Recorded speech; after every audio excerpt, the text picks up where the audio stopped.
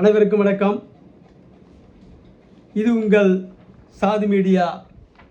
நான் உங்கள் சந்தோஷம். இன்னைக்கு லெஜண்ட் சரவணாவின் 375 கோடி இஎம்ஐ ஊழல், அதை பற்றி தான் இன்றைக்கி பேச போகிறோம். நீங்கள் எல்லோரும் இஎம்ஐயில் பொருள் எடுக்க போவீங்க. அது லெஜண்ட் சரவணாவாக இருக்கட்டும், வேறு எந்த கடையாக இருக்கட்டும், அங்கே எப்படியெல்லாம் மோசடி செய்கிறாங்கங்கிறத நீங்கள் தெரிஞ்சுக்கணுங்கிறதுக்காக தான் இதை இன்றைக்கி பேசுகிறோம். மக்களுக்கு தெரிவிக்கிறதுக்காக தான்.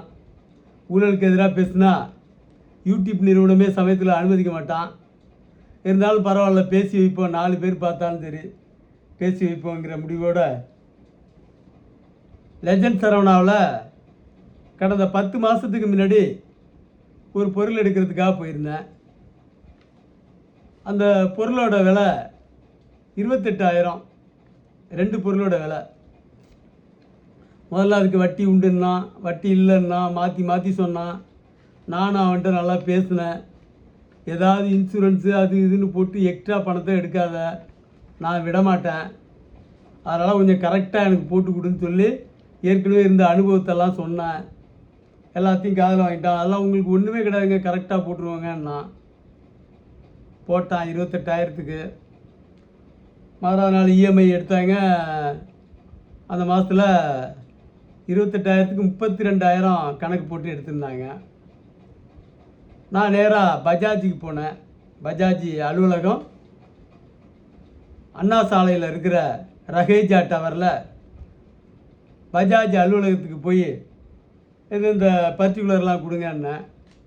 அங்கே போனதுக்கப்புறமா தான் தெரிஞ்சது பொருளோட விலை 28,000, அதுக்கு இஎம்ஐ தனி. அதுக்கு மேலே இன்சூரன்ஸுன்னு போட்டு ஒரு 3,070 ரூபா போட்டிருக்கான். அதுக்கு மேலே ரவுண்டாக 4,000 ரூபா எடுத்திருக்கான். அதில் இன்சூரன்ஸு ப்ளஸ்ஸு சேர்த்து ஆக 32,000. 28 + 4 32,000. ஆனால் இன்சூரன்ஸுன்னு சொல்லி ஒரு 3,070 ரூபாய்க்கு ஒரு காப்பி கொடுத்தான். கேட்டேன், இது என்ன இன்சூரன்ஸு, ஏதாவது என்ன இன்சூரன்ஸுன்னு கொஞ்சம் பார்த்து சொல்லுங்கன்னு. அதெல்லாம் நாங்கள் பார்க்க முடியாதுங்க, நீங்கள் எந்த கடையில் வாங்கினீங்களோ அங்கே போய் கேளுங்கன்ட்டான். அதோடு வந்துட்டேன். வந்து சரவணா ஸ்டோருக்கு ஃபோன் போட்டு கேட்டேன், என்ன இன்சூரன்ஸ் பிடிச்சிருக்காங்களே, அது என்ன விவரம்னு. அது அங்கே அப்புறம் ஒவ்வொருத்தங்களாம் மாற்றி அனுப்புனாங்க. அந்த செக்ஷன் இந்த செக்ஷன் மாற்றி பேசினாங்க. ஆனால் இறுதியாக எந்த முடிவும் சொல்லலை. திரும்பவும் நான் பஜாஜுக்கே போனேன். அடுத்தது இன்னொரு நாள் அங்கே போய் அது எப்படி இன்சூரன்ஸ் போட்டிங்க, உங்கள் ஆள் தான் பண்ணியிருக்கான் ஏஜெண்ட்டு, அதனால் நீங்கள் இதை எனக்கு மாற்றி கொடுங்கன்னு. அவங்க உடனே சரவணா ஸ்டோர் அங்கே இருக்கிற ஒரு பொறுப்பாளர், சரவணா ஸ்டோரில் அது பொறுப்பாளர்னு சொல்லி ஒருத்தனுக்கு நம்பர் கொடுத்தாங்க. அவன்கிட்ட பேசினார். அவரும் பேசினார், அது கொஞ்சம் சரி பண்ணி கொடுங்கன்னு சொல்லி. சரிங்கண்ணா. அப்புறம் திரும்ப நான் பேசினேன். அங்கே உள்ள பொறுப்பாளர் பல பேர்கிட்ட பேசணும். லிங்கராஜன் ஒரு நாய், அவன் தான் அந்த லோனுக்கு பொறுப்பாளராக அங்கே லெஜண்ட் சரவணாவில். அவன்கிட்ட பேசினேன்.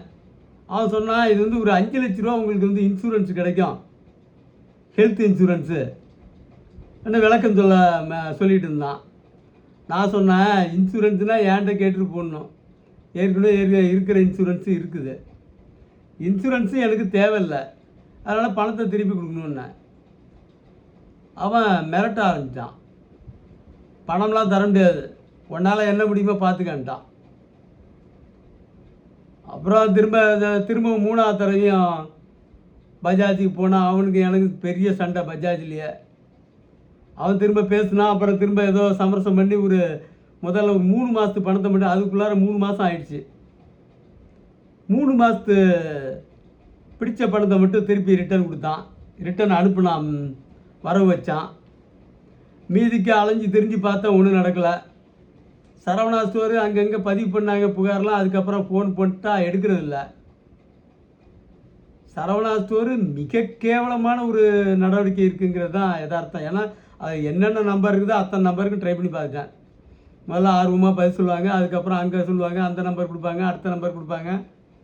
எங்கே சொன்னாலும் அங்கே சுற்றி இங்கே சுற்றி அதே அந்த பொறுக்கி நாய் ஒன்று இந்த லிங்கராஜன், அதான் ஃபைனல் பொறுக்கி. அது ஊங்குது. என்னமோ அதை பெரிய நிறுவனத்தில்ங்கிற இருக்கோங்கிற திமிர். இதெல்லாம் வந்து ஒரு தலைக்கு 3000 ரூபா, 3700 ரூபா. அதுக்கு மேலே கொஞ்சம் எக்ஸ்ட்ராவும் பிடிச்சிருக்கான்.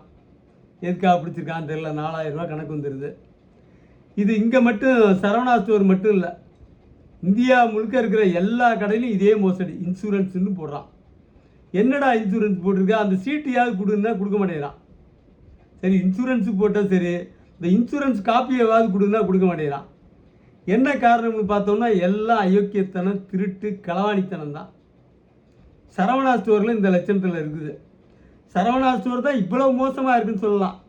நான் ஏற்கனவே சத்யா ஸ்டோரில் ஒரு ஃபோன் வாங்கினேன், 73,000 ரூபா. அந்த ஃபோனோட விலை iPhone 14, 73,000 ரூபாய்க்கு வாங்கினேன். அதில் ஒரு 8,000 ரூபா நான் பணம் கட்டுற மாதிரி ஆயிடுச்சு. அது அந்த இதெல்லாம் கட்டினான், மீதில் இஎம்ஐயில் தான் எடுத்தேன். அது 73,000க்கு. அது அந்த சார்ஜர் கட்டையே 2,000 ரூபா போட்டான். அப்புறம் எக்ஸ்ட்ரா ப்ராசஸிங் சார்ஜ் 2,000 ரூபா. அதுக்கு மேலே ஒரு 4,000 ரூபா அந்த ஸ்டாண்டு அது இதெல்லாம் வந்துச்சு. ஒரு 8,000 ரூபா பணத்தை கட்டியாச்சு. அவனும் அப்படி தான் 73,000 ரூபாய்க்கு கரெக்டாக வட்டி கிடையாதுங்கன்னா ஃபோனுக்கு. இங்கே வந்தால் 80,000 சொச்சு ரூபா அனுப்புகிறான் பில்லு. என்னடான்னு திரும்ப அந்த கடையில் போய் கேட்டால் இன்சூரன்ஸ் போட்டுக்கங்கிறான். என்னடா இன்சூரன்ஸ் போட்டிங்க, நீங்கள் வந்து ஃபோனு திடீர்னு மலையில் விழுந்துருச்சு, தண்ணியில் விழுந்துருச்சுன்னா நாங்கள் வேறு ஃபோனு மாற்றி கொடுத்துருவோம்னா. அதே போல் 73,000க்கு ஃபோன் வாங்கியிருக்கோம், மேலே 80,000க்கு வந்துருச்சு. 80,000 சொச்சம். இதை போய் நான் ஏன் தண்ணி உள்ளார போட போகிறேன்? வேறு ஏதாவது இன்சூரன்ஸ்னா கூட பரவாயில்ல, தண்ணி உள்ளார விழுந்துருச்சுன்னா நாங்கள் பணம் கொடுப்போம்னா. அப்புறம் பேச்சு நான் இன்றைக்கின்னா நாளைக்குன்னா மாற்றி, அதெல்லாம் எனக்கு தேவையில்லை, காசை திருப்பி கொடு, இன்சூரன்ஸை கேன்சல் பண்ணிருந்தேன். இன்சூரன்ஸு போட்டால் ஏதாவது ஒரு சீட்டாக கொடுக்குமா நாம், ஒரு ஸ்லிப்பு, இதான் இன்சூரன்ஸு கிளைம் பண்ணிக்கிறதுக்கு. தண்ணி உள்ளார விழுந்தோம் நம்ம அவன்கிட்ட போகணுமா, அவன் அதை மாற்றி கொடுப்பானான் எந்த வித ஆதாரமும் இல்லாமல். இது எப்படி இது சாத்தியம்? அவன்கிட்ட அப்படி மல்லு கட்டணும், அலைச்ச கொஞ்சம் இல்லை. அது ஐடிஎஃப்சி. சரவணாவில் வாங்கினது பஜாஜ், அது வந்து ஐடிஎஃப்சி. பஜாஜ்லேயாவது இன்சூரன்ஸு 3,700 ரூபான்னு தனியாக காட்டியிருந்தான். 28,000 ரூபா பொருளுக்கு வாங்கினது போட்டிருந்தான். நான் ஐடிஎஃப்சியில் போய் அந்த குறிப்பை கொடுறான்னேன், பர்டிகுலர் கொடுன்னேன். அவன் அதிரான் 80,000 சொச்சு ரூபாய்க்கு போட்டிருக்கான். ஃபோனு 73,000 எப்படா 80,000 சொச்சம் போடுறேன்னா வட்டி உண்டுங்கிறான். அதில் கணக்கு காட்டியிருக்கான் 80,000 சொச்சத்துக்கு வட்டியோடு சேர்த்து வர்ற மாதிரி. உலகத்திலேயே இவ்வளோ மோசடி நடக்கிறது இந்தியாவில் தான். வேறு எந்த நாட்டிலையாவது இப்படிலாம் மோசடி பண்ண முடியுமா தெரியல. இவன் இன்சூரன்ஸ் போட்டிருக்கேங்கிறான் கடையில், அந்த ஏஜெண்ட்டு, கடையில் இருக்க மேனேஜர். அவன் என்ன சொல்கிறான், ஐடிஎஃப்சிக்காரன் வட்டிடாங்கிறான், சேர்த்து ஒரே இதாக போட்டிருக்கான். 80,000 சொச்சத்துக்கு முதலீடு, வட்டி சேர்த்து 80,000 அது கரெக்டாக போட்டு வந்திருக்கான். அது மாதிரி ஃப்ராடு பயல்கிட்ட எந்த இடத்துல போனாலும் பொருள் எடுக்க முடியாது. இஎம்ஐக்கு பொருள் எடுக்க போனீங்கன்னா இப்போ இன்சூரன்ஸுன்னு ஒன்று தனியாக போட்டு சரியாக லம்பாக ஒரு அடி அடிக்கிறான். இந்த இன்சூரன்ஸ் தொகைன்னா எவ்வளோ தொகை வரும்னு பார்க்க நினைக்கிறீங்க? 28,000க்கு 3,000 சொச்சம் போட்டிருக்கான், 73,000க்கு 7,000 சொச்சம் போட்டிருக்கான். அப்போ ஆவரேஜ் ஒரு ஆளுக்கு 28,000 1 லட்சம் 1.5 லட்சம்லாம் வாங்குவான் பொருள். அப்போ ஒரு ஆளுக்கு ஒரு 5,000 ரூபா போட்டானா கூட, சரவணா லெஜெண்ட்லாம் ஒரு நாளைக்கு ஒரு 500 கடன் கொடுக்க மாட்டானா?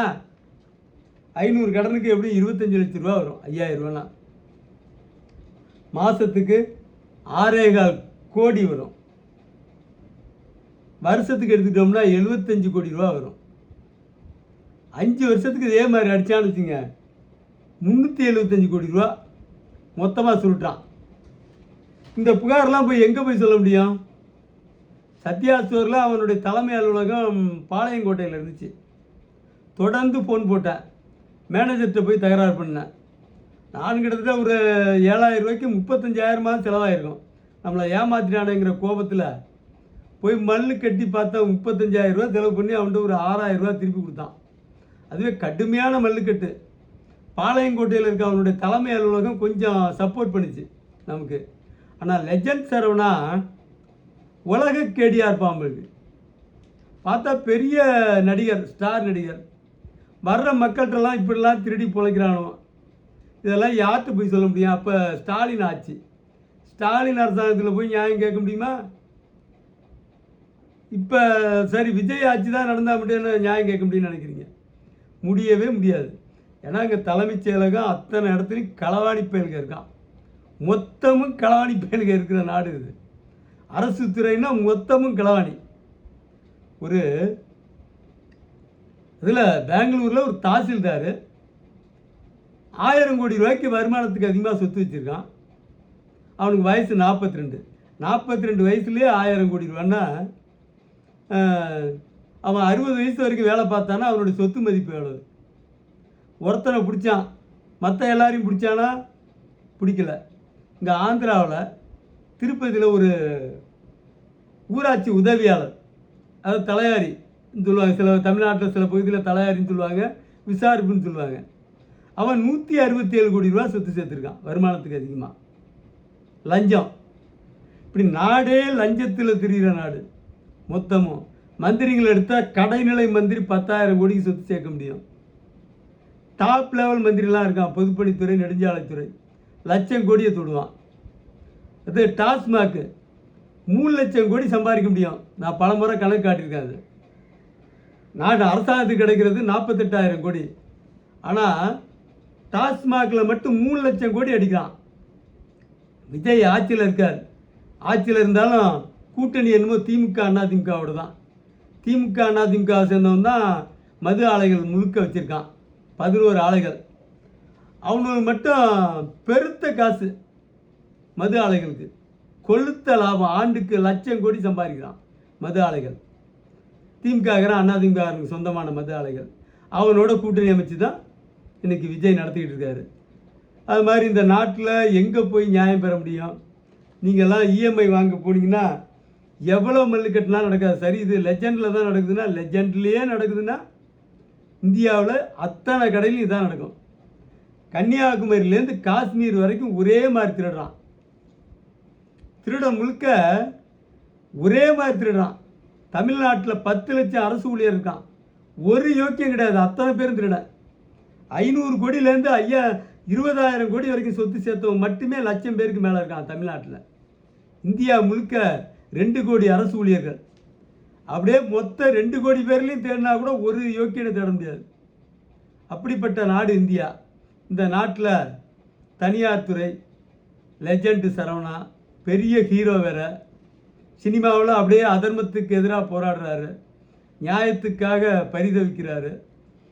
என்ன கேட்டால் பொருள்கள் விலையில் சென்னையில் நீங்கள் எத்தனை கடை ஏறி இறங்கினாலும் சரி, எல்லா கடையை விட குறைவு விலை குறைச்சேன்னா சரவணா தான், சரவணா ஸ்டோர் தான். எனக்கு ஒருத்தர் சொன்னார், நீ ஒரு பொருள் வாங்குறதுக்கு முன்னாடி ஒரு 4 கடையில் ஏறி இறங்குங்கன்னாரு. அது மாதிரி 4-5 கடை ஏறி இறங்க சொன்னார். நான் 4-5 கடை ஏறி இறங்கினேன். ஒரு பெரிய கடைக்கும் சரவணா ஸ்டோருக்கும் பார்த்தா 5,000 ரூபா வித்தியாசம் இருக்குது. டிவியா ஃபோனு ஒரு சாதாரண ஃபோனு ஒரு 12,000 ரூபா ஃபோனு அவன் 17,000 சொல்கிறான். சரவணா ஸ்டோரில் 12,000. இப்படி விலைவாசியெல்லாம் குறைச்சி மக்களை கவர்ந்த லெஜண்டில் இந்த களவாணி பயல்க மொத்த பேர் அந்த அந்த நாய் ஒன்று, அவன் பேர் லிங்கராஜன் மாதிரி நாய்ங்க மட்டும் இல்லை, அதில் பெண்கள்லாம் கூட பதில் சொல்கிறாங்க நிறைய பேர். நான் லிங்கராஜனை மட்டும்தான் கொஞ்சம் கடுமையாக பேசினேன். பெண்கள்கிட்டலாம் நம்ம எப்படி தப்பாக பேச முடியுமா? நாம் வயசு எல்லாம் நம்ம வீட்டு பிள்ளைங்க மாதிரி. எல்லாருமே ஃபோனை ஆஃப் பண்ணிடுறான். ஃபோனை போட்டால் எடுக்கவே மாட்டேறான். ஆரம்பத்தில் 4 தடவை 10 தடவை சொன்னான், ஆஃப் பண்ணுறான். அது மாதிரி பஜாஜ்லேயும் பார்த்தா ஃபோனை ஆஃப் பண்ணிட்டான் அவனும். 3 தடவை அலைஞ்சேன். ஒரு தடவை அலைஞ்சா ஒரு நாள் வேலை கட்டுச்சு. எத்தனை மணி நேரம் வேலை இழப்பு, எவ்வளவு செலவு. நம்மளை மாதிரி ஆள் போயிட்டு வந்தோம்னா செலவு எவ்வளோ ஆகும்? சரி, நம்மளை ஏமாத்தினானுங்கிற கோபத்தில் இழந்ததை விட கூடுதலாக செலவு பண்ணால் கூட இந்தியா ஒரு மோசடி நாடு, முழு மோசடி நாடு. இந்த மோசடி நாட்டில் சரவணா லெஜண்ட் மாதிரி அமைப்புகள் இருக்க தான் செய்யுது. இங்கே மட்டும் இல்லை, கன்னியாகுமரியில் இருக்கிற ஒரு கடையில் போய் நீங்கள் லோன் எடுத்தாலும் அங்கேயும் இன்சூரன்ஸுன்னு போடுவான். எங்கடா இன்சூரன்ஸ்னால் தரமாட்டான் ஏற்கனவே. ஆனால் இவன்ட்ட சத்யா ஸ்டோரில் கூட அந்த அவன்கிட்ட மல்லு கட்டி அந்த பணத்தை வாங்கிட்டோம். 7,000க்கு 6,000 ரூபா கொடுத்துட்டான். ஆனால் சரவணா லெஜெண்டு சவால் விடுறான், அவனால் முடிஞ்சா பாடுறான்ட்டு. சரவணா ரொம்ப முழு சப்போர்ட் பண்ணுறாரு போல தெரியுது. இந்த திருட்டு பயலோட கையில் வச்சுக்கிட்டு இவர் என்னத்தை, நீங்கள் தொழிலெலாம் நல்லா தான் பண்ணுறீங்க, உங்கள்கிட்ட வரத உங்கள் கடைக்கு வர்றவன் தான் ஏமாறுறான். நம்ம நாட்டில் இந்த கடைக்காரனோட ஃபுல்லாக மிரட்டி ஒரு பழச்சாறு வச்சுருந்தவன் 10,000 கோடி சொத்து சேர்த்துட்டான். அரசியல்வாதி மாவட்ட செயலாளராக இருந்தால் போதும். இந்த சென்னையில் பழச்சாறு விற்றவன் 10,000 கோடி எப்படா சொத்து சேர்த்தான்னா அந்த கடைக்காரங்கள வியாபாரிகளை ஃபுல்லாக மிரட்டி அவன்கிட்ட கொடுத்துட்றான் பணத்தை. ஏழைங்கள்கிட்ட அடிக்கிறானோ பணத்தை, சாதாரண சாமானியர்கள்ட்ட. ஒரு பாலிடெக்னிக் படித்தவன், பாலிடெக்னிக் தான் படிச்சிருக்கான், அவன் மாவட்ட செயலாளராக இருந்து பல சம்பாரித்தான். அப்புறம் பெரிய லெவலுக்கு போனால் சில லட்சம் கோடி சம்பாரித்தான். பழச்சாறு விற்றவன் 10,000 கோடி சம்பாரித்ததும், பாலிடெக்னிக் படித்தவன் சில லட்சம் கோடி சம்பாரித்ததுக்கு அடித்தளமாக அமைஞ்சதும் இந்த சரவணா லெஜண்ட் மாதிரி வியாபாரிங்க தான். அவன்கிட்டலாம் காசை கொடுத்துவிட்டு சாதாரண சாமானியர்களை மிரட்டினா என்ன நியாயம்? இதெல்லாம் எதிர்த்து நம்ம கோர்ட்டுக்கு போகணும்னா நோட்டீஸ் அனுப்ப 25,000 கேட்பான். பண்ணலாம், இப்போ ஒன்றும் முடியாதுன்னு இல்லை. இப்போ வீம்புக்குன்னு இறங்கிட்டோம்னா செய்வோம். சரி போட்டு நாய் எதையாவது தின்ட்டு போகுது, தின்னுட்டு சாவு. இந்த ஒரு கடையில் மட்டும் 375 கோடி 5 வருஷத்தில் அடிக்க முடியுதுன்னா இந்தியா முழுக்க, அது சத்யா ஸ்டோர்லாம் 100 கடை வச்சுருக்கான், அவன் கடையில் மட்டும் எத்தனை 1000 கோடி அடிப்பான்? இந்தியா முழுக்க இருக்கிறவன் எவ்வளோ அடிப்பான்? இவனாவது 3,000 அடித்தான், இன்னும் சில பேர் இன்னும் எவ்வளோ பெரிய அமௌண்ட்டாக அடிக்கிறான்னு தெரில. இன்சூரன்ஸு எங்கடா இன்சூரன்ஸு காட்டுறா, காப்பியாவது கொடுறான்னா கொடுக்க மாட்டேங்கிறான். அதையும் கேட்டேன், சரி நீ பணம் தரவன விடு, இன்சூரன்ஸ் போட்டல என்ன இன்சூரன்ஸ் போட்டு அது ஏன்ட்ட ஒரு காப்பி கொடுன்னா அதுவும் கொடுக்க மாட்டேங்கிறான். இதுக்கெல்லாம் மக்களே, தமிழ்நாட்டு மக்களுக்கு நான் சொல்கிற எச்சரிக்கை, இந்த இஎம்ஐ இந்த பைலோட்டை வாங்க போகாதீங்க. எப்படி போனாலும் ஏமாற்றுவான். நானும் ஏமானா பேசிக்கிச்சு வாங்கினது தான் இந்த லட்சத்தில் முடிஞ்சுது சொல்லி நன்றி கூறி விடைபெறுகிறேன். நன்றி, வணக்கம்.